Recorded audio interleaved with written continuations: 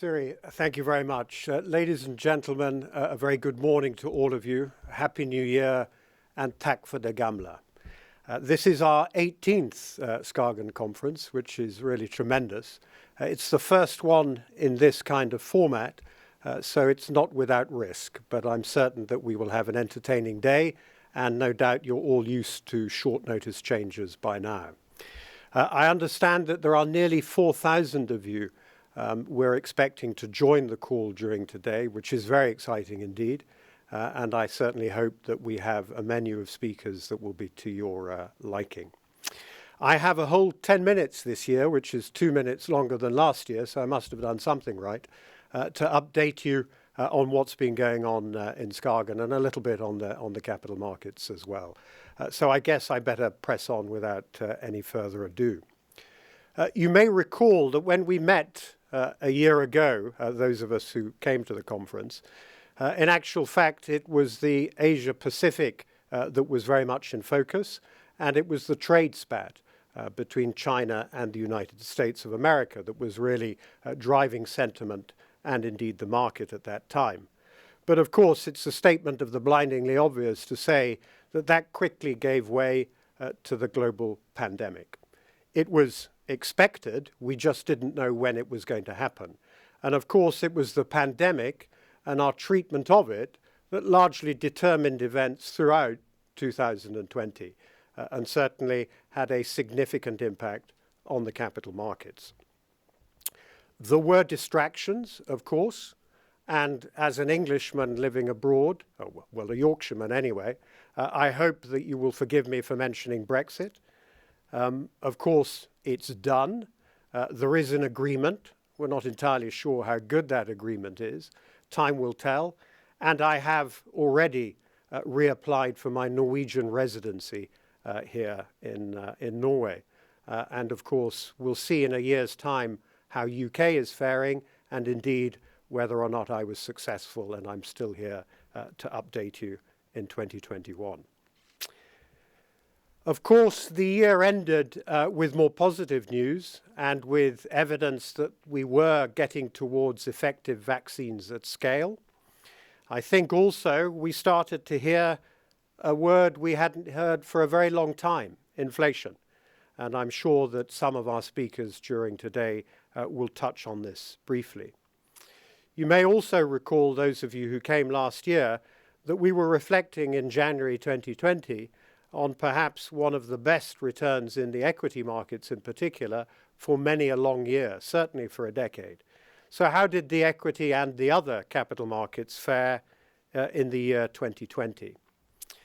On this graph, you can see the VIX overlaid in pink. And I think if I gave you nothing else, that is a pretty good explanation as to what happened during 2020. But I think the overall consensus on the year that certainly for investors and in the capital markets, the year 2020 was a great deal better than it might have been. Recovery from the March bottom was strong in both the developed and the emerging markets, with the emerging markets finishing slightly stronger. There were some countries that really stood out, amongst them Korea, clearly of particular interest to an emerging markets manager like SKAGEN. Perhaps no surprises to see that in a year of a global pandemic, it was a pharmaceutical name that topped the charts with a really impressive return. I'm sad to say that I actually missed that one. It was a year in which Elon Musk became the second richest man in the world.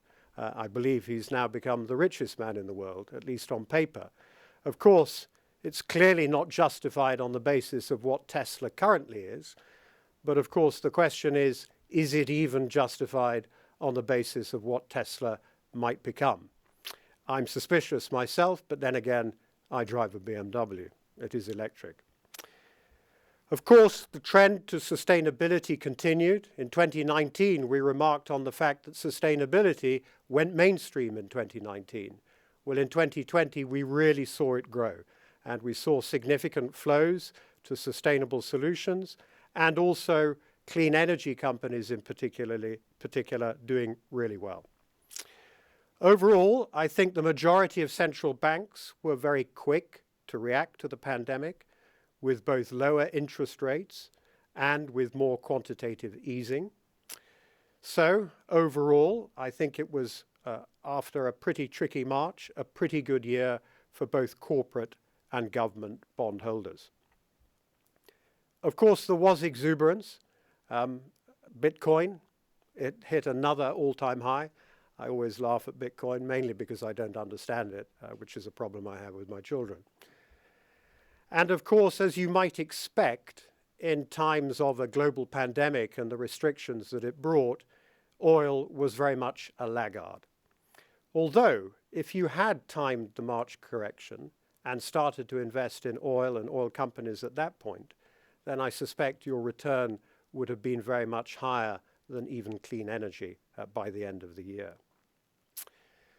But a year ago, I also lamented on the fact that the dispersion between value stocks, cheaper stocks, and growth stocks, generally more expensive stocks, was wide at 10%. Well, if only. After the very worst decade for value investing of the style that SKAGEN practices, we had in 2020 the worst year for value investing ever. So it was a relief to see that through the course of 2020, all of SKAGEN's equity funds hit their all-time highs. And that was very good, not just for SKAGEN, but particularly for our clients. Here you can see the performance of some of the larger funds, starting with SKAGEN Global.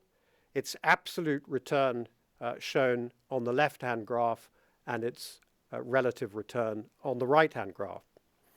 For 2020, SKAGEN Global, shown here in green, was held back during particularly the final months of the year, primarily due to its insurance exposure. Our Nordic fund, SKAGEN Vext, shown here in navy blue, was hit quite hard in relative terms, primarily due to its oil and oil services exposure. But SKAGEN Kontiki, our emerging market fund, shown here in light blue, returned to form, beating its benchmark index by the biggest margin since 2013, which was very pleasing indeed. Turning to our other equity funds, shown here in orange, SKAGEN M2, which is our listed real estate fund, that just missed beating its benchmark for the 5th straight year, although I suspect the weakness in the real estate sector is probably overblown. The office is not dead, but it certainly will be different. And with its small to mid-cap exposure, SKAGEN Focus, shown here in dark green, had a tremendous run from the March bottom, finishing the year ahead of its benchmark. What then for our fixed income funds? SKAGEN Renter in yellow had another top quartile year against its Norwegian money market peers. And our two other fixed income funds, SKAGEN Avkastning in blue and Tellus in green, had a new portfolio manager from the 1st of September, and the results are encouraging. What then to finish off for SKAGEN? In 2020, these were the themes that I gave you. Clearly, regulation was a feature with the EU taxonomy. We had a lot of fee adjustments in Norway, driven by the ban on retrocession, a lot of noise, less substance perhaps, and of course advice was critical, and we saw that clients who followed that advice did well in the main. But inevitably the condition was always influenced by the pandemic throughout. What then should you expect from us in 2021? Well, clearly it will be more of the same. The pandemic is not done with us, vaccines notwithstanding, and it has cruelly exposed some of the social inequalities that exist, where we have a very profitable Wall Street and a more struggling Main Street, and more on that later, I'm sure. We expect more sustainability with the Conference on the Parties, the 46th Conference on the Parties occurring, and also the introduction of the EU Action Plan on Sustainable Finance. And perhaps this year, 2021, will be the year in which I finally discover the delights of running a value house in a period when value is performing not just over the longer term, but over the shorter term. I hope you have a wonderful day. Enjoy the conference, and takk for meg. Siri. Thank you so much, Tim Warrington.